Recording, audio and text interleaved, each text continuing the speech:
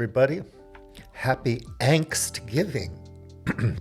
I'm just kidding. Happy Thanksgiving to all my American friends, people from the United States of America. I often refer to the good life or the United States of new miracles. I'm wearing my USA branded gear today. USA, USA, USA. So, doing my bit. So, I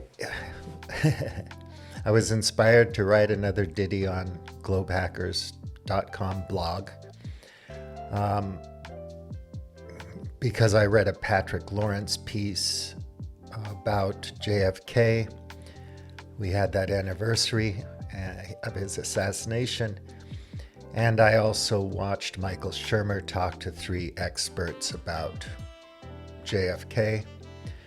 And I made a joke the other day in mixed company where I said, with all the problems we're facing in the world today, people still are concerned, are really worried about who killed Kenedy. And everybody laughed. It was one of those kind of weird, dark, ironic jokes that just pops out and people get it. And you wonder why. But that's the everlasting, so we had a decade of terrible assassinations with Martin Luther King and Bobby Kennedy and Malcolm X, and of course the world was experiencing their assassinations and so on. We're part of a brutal system. I'm also reading a book, Fossil Capital, that I've mentioned recently quite often here. And it's really good because it looks at things through a different lens or through differing perspectives from the usual business as usual apologetics that you'll get from mainstream thinkers and people like Steven Pinker and even Michael Shermer. Because it's the only system we know. It got us all the wonderful stuff and the wonderful life that we know if we were fortunate enough not to be born in Gaza or someplace else that's much less fortunate than the circumstances we find ourselves in or found ourselves in at our birth. And of course, we've inherited all kinds of marvelous capabilities and things, modern medicine, and I go on and on about these things all the time, and it's great. But he's looking at the causes of our predicament, in particular, global heating and all the knock-on effects of this thing, as well as social ills and other things that impact human well-being. From a perspective of the ideological, socioeconomic mythology, belief systems that we also inherited through our place of birth and our circumstances, our education, and so on. We're trained to fit into this system that we're part and parcel of, that we grew up in. And nothing much can change that. And if you go back several hundred years, before pre-modernity, let's say pre-enlightenment or whatever. And one can argue that the age of reason and the Enlightenment wasn't modernity in a certain sense. Throw a dart at the timeline and decide whether it started in the 19th century or the 18th century or whenever, for whatever reasons, whatever criteria you want to fulfill. How the world worked in the Middle Ages, for example, or in the 16th century, or again, throw a dart at the timeline. Going back 8,000 years or so, we've lived under civilized conditions in the sense that we've had big city-states and nation-states and so on organized under political and economic systems and arrangements of trade, interaction, war, whatnot. And if we go back and we think, would you have liked to have been a child laborer in a textile mill, a cotton mill, or a factory in Dickinsonian England in 1830, let's say 1840, and you were an indentured servant, you were the property of your master, what kind of life would you have had? And once the smokestacks sprouted up, as water mills, water energy was replaced by steam engines, coal-powered steam engines that ran all the machines. What was it like living in a city that polluted, covered in coal ash and smoke? You can look into this stuff. There's a vast literature on it. And I don't know, maybe you wouldn't have liked it as much as having been born in some lower class suburb of Detroit. We all have our problems. Some of us are very fortunate. We never think about these things. We don't have to. We have more important things to think about. The soiree at the country club, or what painting to buy for the living room. Anyway, I'm not afraid of reality.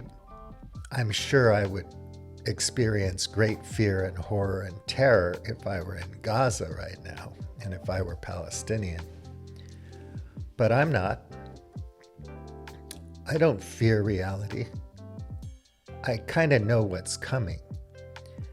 But I just wonder, where can people go who just want to be kind and loving and simple?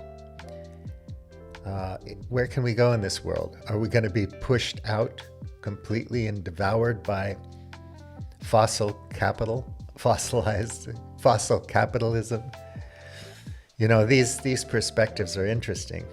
And yet people drone on and on and on about, Oswald and CIA and the deep state and all these things. Well, these things have been around for a long time. Point to any inquisition back in the day. We go from, Thomas Aquinas to name your intellectual influencer of the age, whatever age you choose.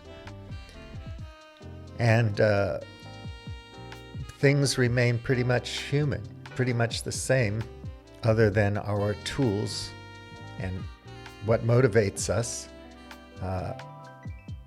what ideological beliefs we hold. And right now what we hold is this idea that we can have permanent capitalistic economic growth, and that it's okay because science, engineering, and technology will make it possible. But I think we're all accelerationists, and it's pedal to the metal until we finally burn out our ecosystem. And this is fairly understandable when you think about a species like ours that's clever and creative and capable of manipulating materials in our environment to our benefit and being the top of the food chain and all that kind of stuff.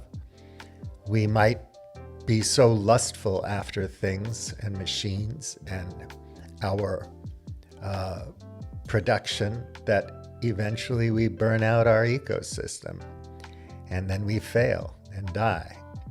But it doesn't matter, not today, because today's Thanksgiving, and the fact is we have a lot to be thankful for. I'm thankful for my health, for my family, for my dear friends that I don't see enough or spend enough time with, for my environment, the place I live, for all of the wonderful people who write books and poems and songs and make movies that I like and TV series that I like.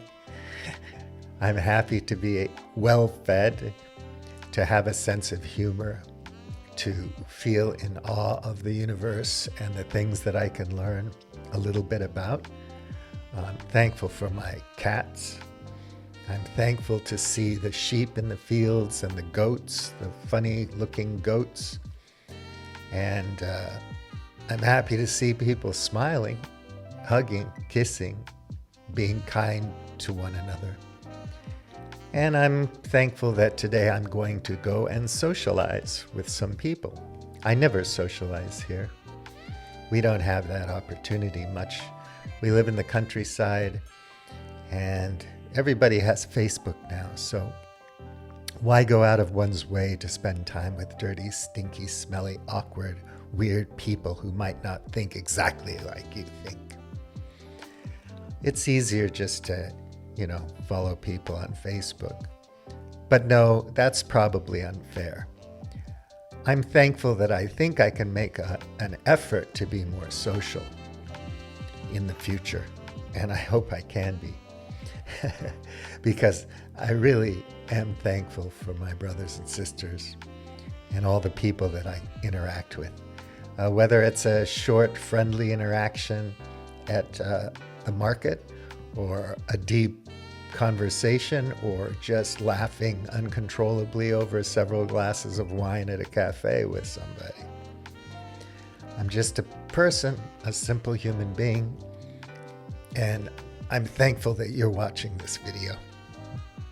So God bless you, or nature bless you, or whatever. But you are appreciated by many people, I'm sure. So appreciate yourself. Be thankful for who you are and what you want to become. All the best. William T. Out.